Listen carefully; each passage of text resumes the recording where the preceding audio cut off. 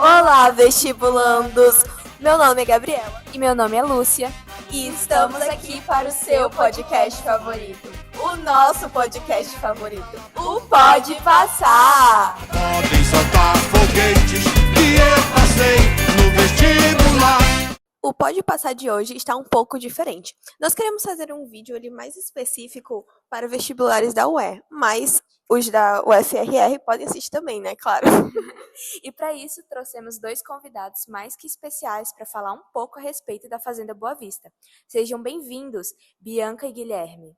Oi, gente! O prazer é todo nosso de poder estar aqui para repassar esse conhecimento e contribuir com o aprendizado do futuro do nosso estado, né, Bianca? Isso mesmo, queremos expressar toda a nossa gratidão em poder fazer parte disso e partilhar desse tesouro, que é a história do nosso estado, não só para os roramenses, mas também para todo mundo que estiver disposto a aprender mais sobre o nosso Roraima. Até porque conhecimento nunca é pouco e nossa história merece ser conhecida, né? Exatamente! Bom, sem mais delongas, vamos ao que interessa, né? Lúcia, quer fazer as honras? Claro! Bom, sabemos que vocês são tataraneto e tatara-sobrinha de dois dos primeiros cofundadores da Fazenda Boa Vista. Com isso, selecionamos algumas das perguntas mais frequentes para vocês, para ajudarmos nossos vestibulandos favoritos. Pergunta 1. Vocês têm relatos de como era viver naquela época? Tipo, histórias repassadas de pai para filho, que não constam nos livros? Bom, eu começo ou você? Você pode começar. Ok.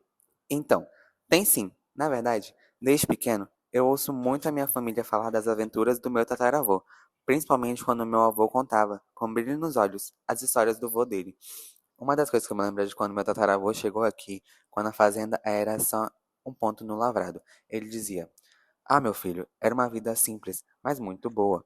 A fazenda Boa Vista era só um ponto no meio do lavrado, cercada por rios e campos. O povo vivia do trabalho, da terra e do gado. Não tinha luxo, mas tinha fartura e união entre as famílias. Vovô chegou quando o capitão Inácio Lopes de Magalhães ainda mandava na fazenda. Ele foi quem fundou a Boa Vista, lá pelo século XIX, por volta de 1830, se não me falha a memória dos antigos. Tem também outra que eu lembro, que era uma das favoritas do meu velho, a de como o vô dele lembrava do dia a dia na fazenda e de todas as boas memórias de um tempo simples. Ele sempre contava, quase com as mesmas palavras. Acordava-se cedo, antes do sol, para cuidar do gado, tirar leite, plantar mandioca, milho e feijão. As mulheres ficavam com o serviço de casa e os homens iam para o campo. À tarde, eles se reuniam na beira do Rio Branco para tomar banho e prosear. Lembro de como meu velho falava do cheiro da terra molhada nas primeiras chuvas, dos bois pastando, livres, e das festas de São João, quando a fazenda inteira se juntava para dançar e cantar até o amanhecer. Era como se nós mesmos pudéssemos ser transportados para lá, como numa viagem no tempo. Era incrível quando nós, todos os netos, nos juntávamos em roda e ficávamos ouvindo o vovô contar sobre as histórias do vô dele, com muito orgulho. Era um tempo muito bom. Nossa, imagino que sim mesmo. Também tenho histórias muito boas sobre a minha infância, com a minha família. Um tempo bom. Mas enfim, o Pode Passar de hoje não é sobre mim. Então, voltamos ao que interessa. Então, agora eu vou deixar que a Bianca conte sua história também. Tudo bem. Bom, com meu avô foi diferente. Ele contava sobre o tio-avô dele, que foi chegar depois com outras famílias quando a fazenda já estava desenvolvendo bastante. Então ele pegou um momento de transição aqui e suas primeiras memórias roraimenses, entre aspas, porque a área ainda nem era Boa Vista, quanto mais território nacional, né? Foram, segundo ele mesmo, quando a fazenda cresceu, chegaram mais famílias e aos poucos foram abrindo ruas, construindo igreja, escola. O lugar foi virando povoado e depois cidade. No começo a gente estranhou. Era mais movimento, mais gente chegando de fora. Mas também melhorou. Vieram médicos, comércio, estrada. Até que Boa Vista deixou de ser só uma fazenda isolada e virou um centro importante. O campo aberto começou a ser cortado por ruas, casas de tijolo e comércio. As tradições foram mudando, mas o jeito simples e acolhedor do povo de Roraima nunca se perdeu. Ninguém imaginava. Era só uma fazenda às margens do rio, mas o destino quis que dali nascesse uma capital. E foi bonito ver como cresceu. Nessa hora ele sempre abaixava a voz e sorria. Nossa, entendi. É estranho, né? Como algumas vezes a gente sente falta de um tempo que nem viveu. Acho que talvez é por isso que hoje, um dia, tantas pessoas fogem da cidade e vão morar nas fazendas, sabe? Procurando paz, longe da agitação urbana e turbilhões de sons e luzes. Verdade, e parece que quanto mais longe da cidade e mais no meio do mato, como a gente fala aqui, melhor. Aliás, falando de mato, nós soubemos que a economia daqui sempre foi baseada no agro, desde cedo, né? Antes mesmo de se formar a cidade de Boa Vista e depois o estado de Roraima. O que nos leva à pergunta 2, sobre a economia. Quanto a isso, Guilherme, você deve ter mais informações do que a Bianca, né? Já que seu tataravô chegou bem mais cedo. Então, por favor, conte-nos sobre a economia da Fazenda Boa Vista antes de se tornar o primeiro núcleo político. Sim, sim. Se não me foge a memória, ele falava assim a respeito de como as coisas funcionavam naquela época, mas preferia falar das boas memórias do cotidiano dele, como se fossem histórias de viajantes como Robinson Crusoe, Indiana Jones e etc, sabe? Ele falava de coisas como economia, só quando ia explicar algum acontecimento passado ou quando nos perguntávamos por que nosso estado é do jeito que é hoje. Mas, basicamente, o que o avô dele contava para ele era que o forte era a pecuária.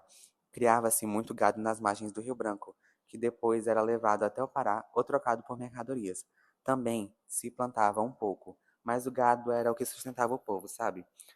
O gado era solto nos campos e marcado com ferro quente. Eita, isso deve doer, hein?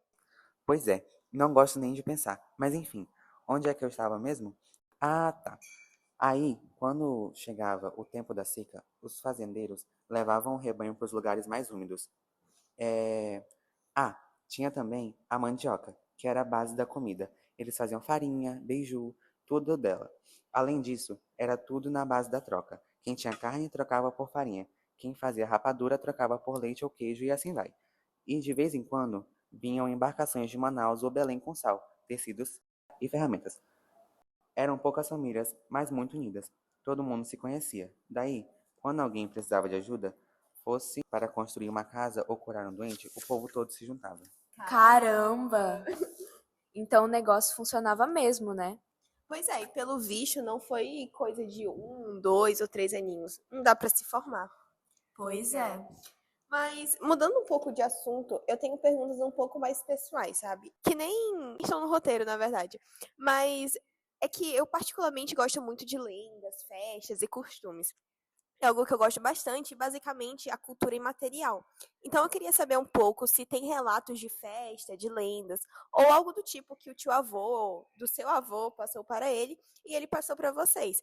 Então, Bianca, já que ele veio pra cá quando já tava chegando mais gente, então já dava pra fazer festa, né? Tem sim. Confesso que sou igual a você. Se tivesse 5 pessoas, já dá uma ótima festa. Mas enfim, basicamente eles tinham festa sim. A maioria era trazida de costume de fora. Assim como eu e você, o vovô e o tio-avô dele amavam festas também.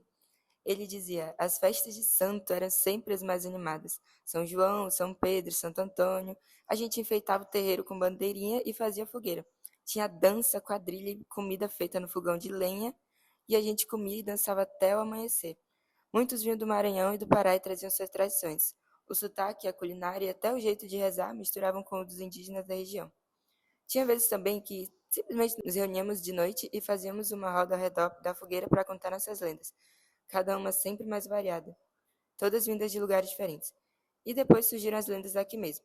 Falava-se muito da mãe d'água que aparecia nos rios e do Curupira, que protegia a mata.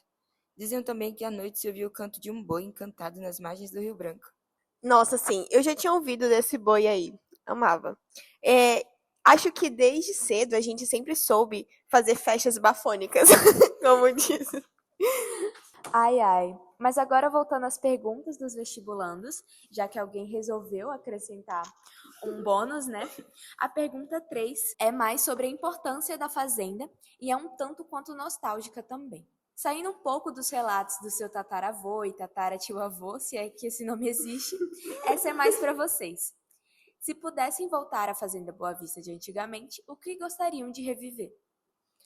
Bom, eu acho que eu buscaria a tranquilidade do tempo que a gente conhecia todo mundo e vivia com o necessário e não tinha pressa para nada. Acho que eu iria pelo mesmo caminho. Tentaria aproveitar ao máximo as tardes no Rio Branco, o canto dos pássaros, as conversas em volta da fogueira. Aquilo era a vida boa, simples e cheia de sentido. Uau! Eu fico aqui imaginando como deveria ser linda, né? A paisagem daqui, sem os prédios, sem os... Nem tem prédio direito, né? Mas enfim. Enfim. Mas agora, a pergunta 4, por último, mas não menos importante, claro. Que mensagem vocês deixariam para as novas gerações sobre a importância desse lugar na história de Roraima? Alguma frase de efeito ou simplesmente um recado que queiram deixar para todos?